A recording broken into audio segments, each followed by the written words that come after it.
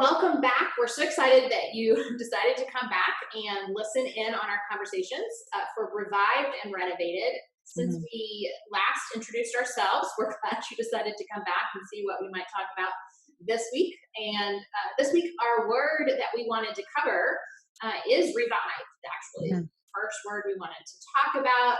And I think the reason for it, Paige and I were actually just talking about the importance of the word revived, and Mhm. she looked up a definition for us. So I'm really excited for her to kind of launch us here in our direction for our conversation. Well, Victoria, as we discussed, the first phrase that comes up in the dictionary for revive is to activate.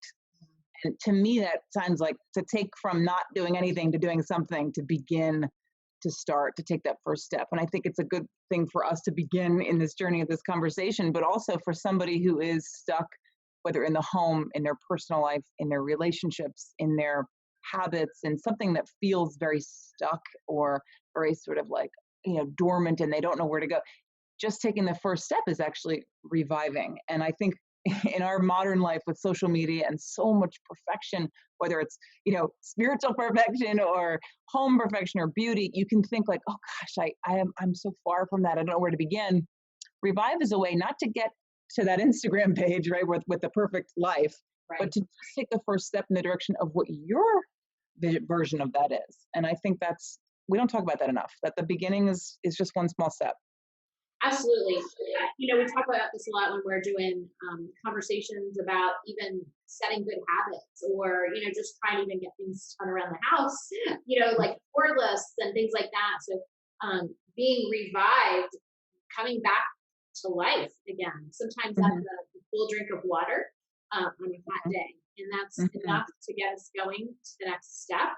It Mhm. doesn't complete anything, it doesn't finish anything, but it does get us started. And so I love that idea of activation. I think that Mhm. that's so important. How do we think about being revived just in our homes? Like as a designer, what do you see as a need for maybe reviving the things that we already have or our spaces? I know you've played around with your spaces lately and how they're being used, and you've Oh, it's kind of brought new life back to them, right? Because if something's not being used, it needs to find new life sometimes. well, I'm gonna I'm gonna borrow from my first church, which was the 12 steps of AA, and I'm gonna just borrow my favorite phrase from the whole program, which is next right action. And it's something, as we'll get into that, I've been in recovery for a long time, but as we'll get into this, next right action is something I come back to in every facet of my life, because it doesn't say get to the rearrangement of the furniture and the addition, or even cleaning up and tidying the room, which looks like a bomb headed. It's next right action, which, as you said, is sometimes having a glass of water, sometimes it's calling a friend, sometimes it's making a list. Actually, I would say acceptance of whatever the situation is actually step zero, right? Is the first step. Is And then what is the action after that? Okay, I've accepted that this is not working. In our home, we had a formal living room with three sons that seemed to get bigger overnight, and we're big and boisterous. And I had breakables and glass coffee tables. And I thought, well, this is, first of all, I need that room. They're going to demolish it in 5 minutes. And we needed it for something else. And so, but the first, and now now it is something else. Now it's a homework room. But it wasn't like that. The first thing was like, okay, this is not working. And then the next right action was getting rid of some stuff, writing down a plan, evaluating what do I need this room to be, which it needed to be a homework room. So I feel like that sometimes we get very overwhelmed with what is the next right action. I can't buy it all today, move it all today. But we have physical limitations, financial limitations. But the next right action sometimes is a breath, and then trying to make something which seems monumental, bite size, if you will. Yes, bite-sized pieces. I love it. Um, and I love that you accepted the season you were in with your boys and your family, and said, "How can my home be more functional Mhm. and still work for me in a beautiful way?" Because is it form or is it function? That's always an interesting conversation, Mhm. when it comes to our design and how we do things. But I think it is both, right? It needs to No, both. function, but it needs to Both. have some sense to it. It needs to be beautiful as well, because we all desire beautiful spaces at the same time, and everyone's definition of beauty is different. But that whole revived idea in our personal lives as well, there are dry seasons, no matter how long you've been on your faith journey. there are seasons where you're in the desert and you maybe feel like the Lord's been silent for a long time. I know that even in this COVID journey, because we're recording this during this time where we have all just seen this big change in our lives. And I know that there has been a season of dryness just because it's been different. And Mhm. everything that was normal is no longer normal. Mhm.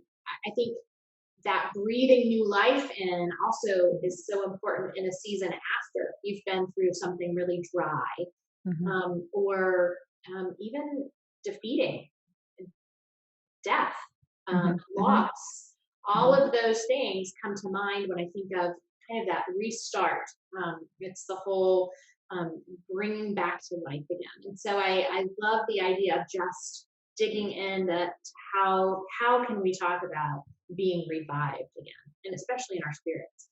Well, I'm just my mind's buzzing because I'm thinking about my homework room, and I'm also now thinking about the resurrection. I mean, I'm thinking about like that God really wants full restoration for us, and and sometimes we actually I think, have to ask God to revive us and to revive the situation. I mean, we're in a situation now where we're coming out of this lockdown and this quarantine, and things are starting to perk up again. But my prayer is like, Lord, tell me which direction to go because everybody's doing it differently. Mhm. Okay. Yes. And that's true in anything, right? Everybody does their house differently. Everybody does this walking out back into life differently. But I think my prayer is like, Lord, show me how to restart. Tell me the first action to take. Tell me what's safe. Tell me what my next move should be. But I think that's what God wants for us. And He wants full restoration, right? He wants a full life for us. It just looks different in every season, and for every family too, in fairness. Yeah. And that whole idea of the resurrection, is the cornerstone of faith in general. We believe that, the resurrection is pivotal to everything that we put our faith in. And I think that as part of that revival, even a favorite hymn that I had growing up was called "Revive Us Again." And it's not a once and a done. It's Right. sometimes we needed it more than one time. We go through those seasons, we go through those times, we go through the heartaches where we just don't understand. Mm-hmm. And it's after that that we need to be kind of rebooted, right? Just that Mm-hmm. relaunch into there's still something out there for me. There's still something out there for you. There's still something out there even after the hard times and the dark days. And I think that that's the message of being revived. Mm. I do too. That's beautiful. And it is a daily bread, right? It is a daily revival. And I think that I forget that a lot too, because I want to arrive and Mm, never, need to lean on God again, or never to sort of face my weaknesses again. But that is really our daily struggle. And the humility of the beauty of getting older is that you realize it really, that is really how it works, and it's okay. Right? That I it's a guess that daily request and ask for God. Yeah, what were you gonna say? I was going to say that is the beauty of getting older because we do have that perspective of, it really is the journey. It's not Yeah. really the arrival, Yeah. where we can find that beauty. Is one thing that popped into my mind, and I think this relates to our journey with God and also our journey in the home, is willingness is like the juice if we're restarting that engine, right? So if we're trying to revive something that's dead, it doesn't. It's not going to. Sometimes not going to happen out of thin air, and sometimes there's a real prayer for willingness. Please let me be willing, Lord, to declutter a space, or put some stuff on Facebook Marketplace, or talk to my spouse about changing the plan here. Please give me the willingness to get on my knees and pray in the morning, or find my Bible, or call that faithful friend and connect.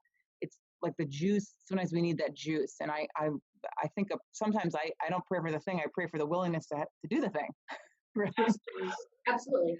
I love that. I love that you went there with that page because that is important. We have to be willing to do the work and then watch him do the work in us. So it's a both. It's not an and or. And I love that. Well, our time is almost up, and I mean, I just totally enjoyed this. We could have gone on and on, I know, but we have other words we want to talk about in the days ahead. So I hope you enjoyed this short snippet on being revived. I hope you were encouraged by just the conversation today. And if you feel as if you need a little bit of a revival, I hope that you will turn to your Bibles and you will dig in and just start. There's not a wrong way to do it. And there's not a wrong way. You're not going to make a mistake. So just go ahead and get started and then watch it overflow into your home. I think that that's the beauty of it. When our hearts are in the right place, it will overflow and it will impact their homes. And I think that that is the message we all need. Indeed. That is the ultimate dovetail, right? The home and heart, right? Like really in sync. They're Yeah, not separate. And we can think they're separate, but they're not. They're really connected. yeah, absolutely. All right, Paige, it was awesome to see you again, and thanks for chatting with me. I'll see you again soon. Indeed. Thanks, Victoria.